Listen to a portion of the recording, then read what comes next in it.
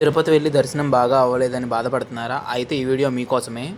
కృష్ణా డిస్టిక్‌లోనే ఒక తిరుపతి అయితే ఉంది. ఈ టెంపుల్ వచ్చేసి ఎగ్జాక్ట్ లొకేషన్ వచ్చేసి ఇది డోగుపర్రు విలేజ్. విజయవాడ నుంచి 54 కిలోమీటర్స్ అయితే ఉంటది. రోడ్డు పక్కనే పామారు దాటిన తర్వాత అయితే ఉంటది. ఇది వచ్చేసి విజయవాడ టు మచిలీపట్నం వెళ్ళే హైవే రోడ్‌లో అయితే మనకు తగులుతది. చూడగానే గోపురం కనిపిస్తుంది.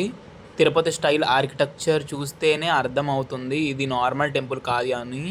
ఈ వెంకటేశ్వర స్వామి టెంపుల్ ని లోకల్స్ డోగిపర్రు తిరుపతి అంటారు. Reason mainly deity Tirupati Balaji లానే ఉంటుంది. ఆర్కిటెక్చర్ గోపురం వైబ్ మొత్తం సేమ్. 200+ ఇయర్స్ నుంచి ఉంది అంట.